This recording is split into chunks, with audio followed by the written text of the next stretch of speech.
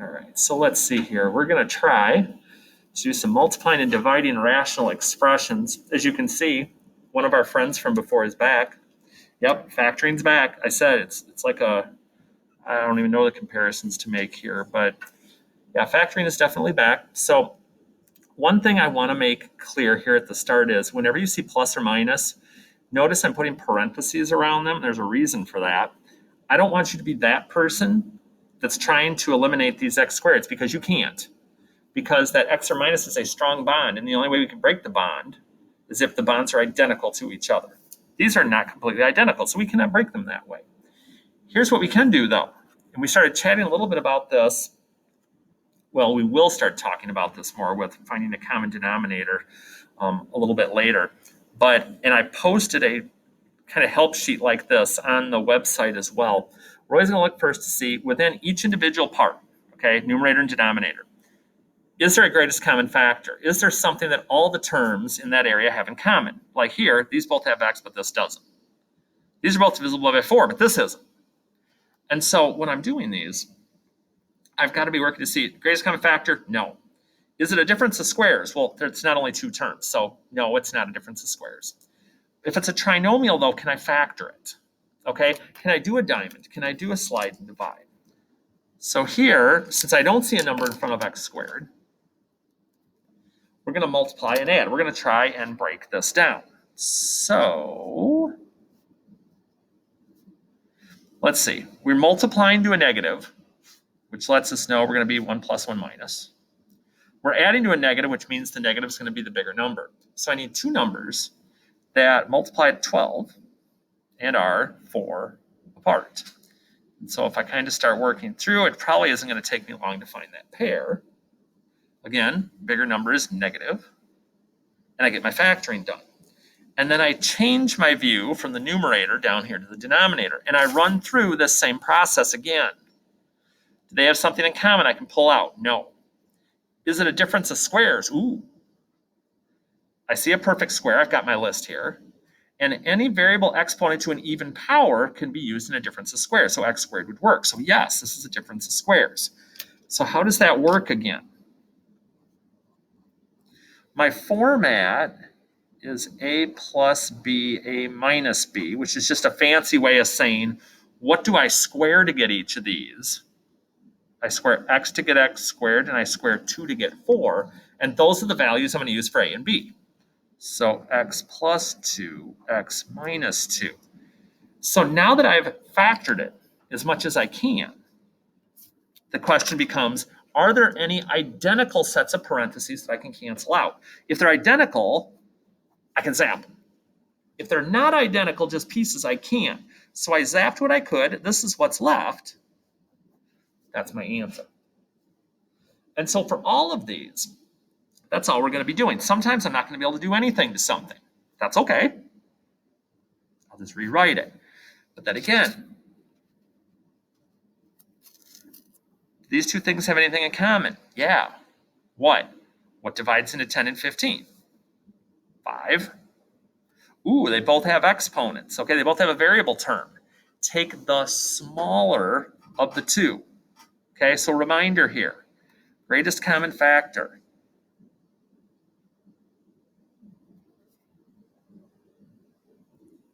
Biggest coefficient. Okay, biggest number that goes into both.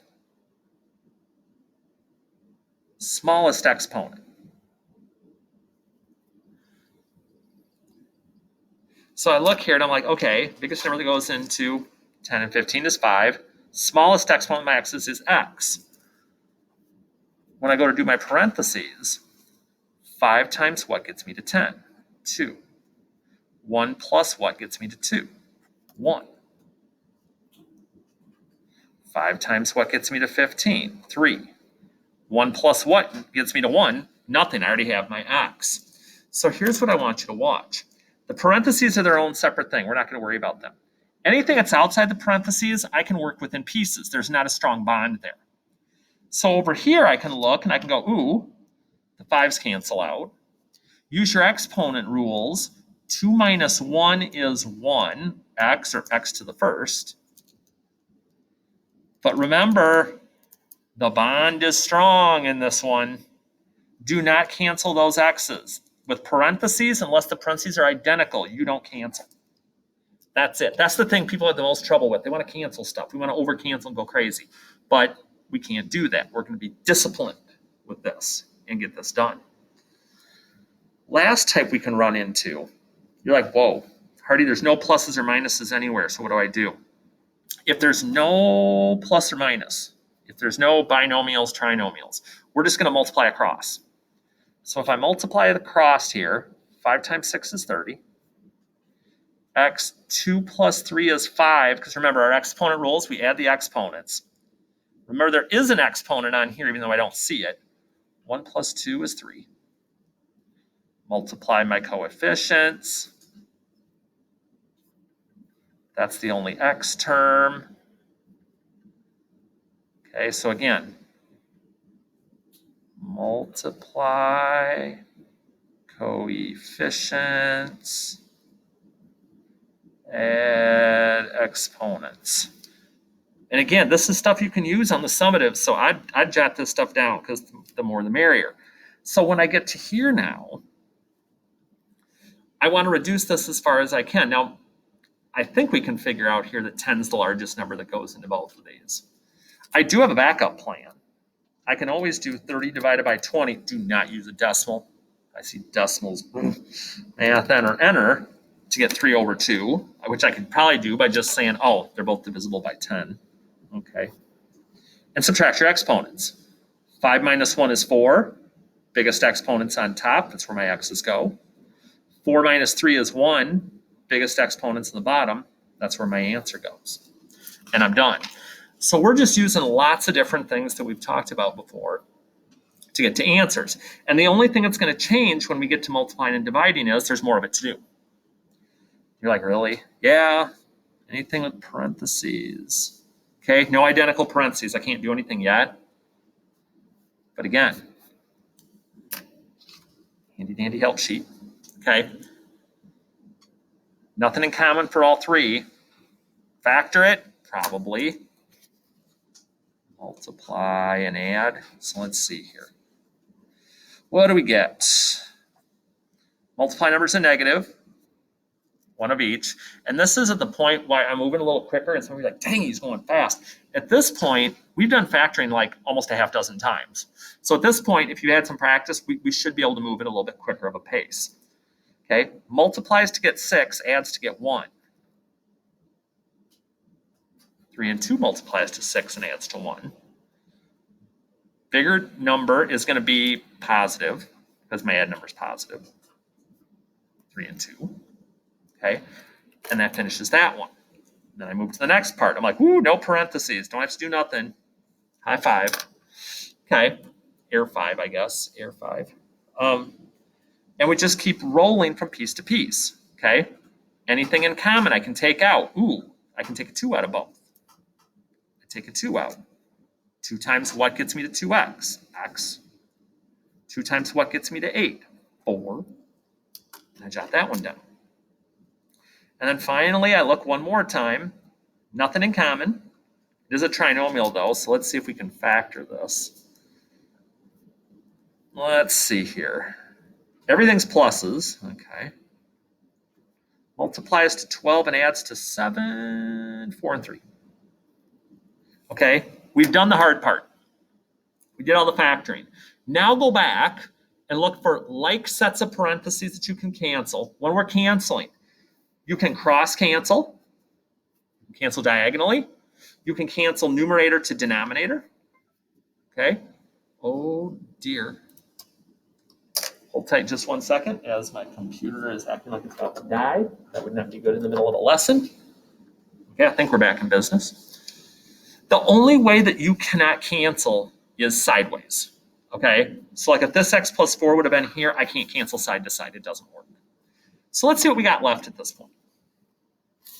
We've got up top, we have 2 and x minus 2. Down here, we've got 2x squared. Oh, and that's it. Okay. Parentheses, no. Anything outside the parentheses is fair game to reduce. So I can still zap those. What do we have left? x minus 2 over x squared. Can I cancel the x's? Can I subtract exponents? Better be saying no right now. No, that's in parentheses. This isn't. Leave it alone. Okay, I'm done. There's lots of things that can go crazy in these. And that's why, again, we've got to work through it. We've got to practice. We've got to do this stuff so we can make it easier. The only difference in rules, okay, between multiplying and dividing is before you start, we've got to flip the second fraction when we're doing these, okay? Hardy, me personally, I always do my flipping before I start because otherwise you get so locked into the factoring that more times than not you are going to forget to do it. And when we do the flip, it becomes multiplication. You're like, oh man, every time there's parentheses on all of them this time, Hardy. Yep, it's true. So we got to do what we got to do. All right, let's do this. Anything in common? 5, and they both have x's, x. Okay, first term, I already got the 5. I need 2 x's, I only got 1. Do one more. Second term, how do I get to 10? 5 times what gets me to 10? 2. I already got the x. And if you're not sure sometime, distribute when you're done and see if you get the same thing back. So we got that one done. Let's change up colors here. Anything in common with all 3 terms? No. Okay. Looks like a multiply and an add. So let's see here. Look at our clues. Our product is negative. Our multiply is negative, which means it's one of each sign. Our add number is also negative, which means the negative number is bigger. So I need 2 numbers that multiply to 6, okay, but are 1 apart. Bigger number gets that sign. You see how once you start to do these and get that, you can start going bang, bang, bang, and start doing it really quick. You're not even having to look. Okay, I get to this next one. Anything in common? No. Ooh, only 2 terms though. Is it a difference of squares? Well, let's see. Can I square something to get x squared? Yes. Can I square something to get 9? Yes, because I have my list. I have my list. Okay. A plus b, a minus b. All this stuff starts to come together. Ooh, last one. Anything in common? Yep. Be careful here. You're like, Hardy, well, 5 goes into both of them. Okay, let's chat about that for a second. Let's say we take out a 5. Okay, you're like always doing it on a sticky note. Something's going to go bad here. It is x squared, because that's my smallest exponent. And I go in here and I'm like, okay, 5 times what gets me to 15? 3. 2 x's, okay. 5 goes into 45 9 times x squared. You're like, what's wrong with that? Does anything go into 3 and 9? Oh, I didn't get the biggest number out. You did. That's how you kind of see. If you ever get into here and you still can see a number that you can divide out, you didn't get the biggest one.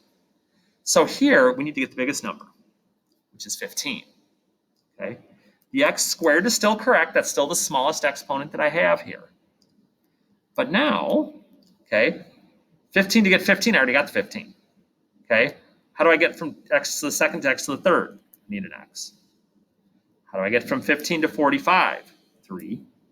And I've already got the x squared. Okay. That'll be the other thing that'll make you think about it. If you'd have put this, you're like 3x plus 9 doesn't look like any of these. Why doesn't it? Because I didn't get the biggest number out. So now I can go cancel crazy. This is the fun part. So again, one on top of the other I can do. Cross cancel I can do. One on top of another I can do. What do I got left? 5x over 15x squared, but no parentheses. So now the individual parts are fair game. So 5 goes into itself and 5 goes into 15. 5 goes into itself once. 5 goes into 15 3 times, or you can do math, enter, and subtract your exponents. 2 minus 1 is 1. Bigger exponent is in the denominator. It's a workout. It is. It's a math workout. You know, all these exercise programs got nothing on us. We're doing exercise for the brain here. We're going to build that muscle up. Last one. I got to save the doozy for last, right? Right. Multiply and divide a problem. Why not? Who wouldn't want to do that? What if you're multiplying or dividing and you have something that's not a fraction? Make it 1. Okay. The division part is where we flip though. So here's what I'm going to do. Okay, let's parenthesize everything here. So when I start doing this, okay, I notice here in the first one, in parentheses, do not be the person that cancels those x's. This is one of those where I wish you guys were in class, because when we took the paper and pencil quiz on this, when people would cancel those out, I would show up for class the next day with bandages all over my face, and they'd be like, dude, what are you doing? And I'd have people's initials all over the Band-Aids. They'd be like, what's this about? You are the people who just caused damage to my face because I slammed my head into the wall every time you did this. So it was a great thing, but I can't do it because I can't see now what you're doing with this, but I might do it anyway. We'll see. So I notice here, there's nothing that's factorable. So I just leave it, okay? Even in my second fraction here, my newly found fraction, nothing that's factorable. I'm not going to do anything to it. That last fraction, though, we got some work to do here maybe.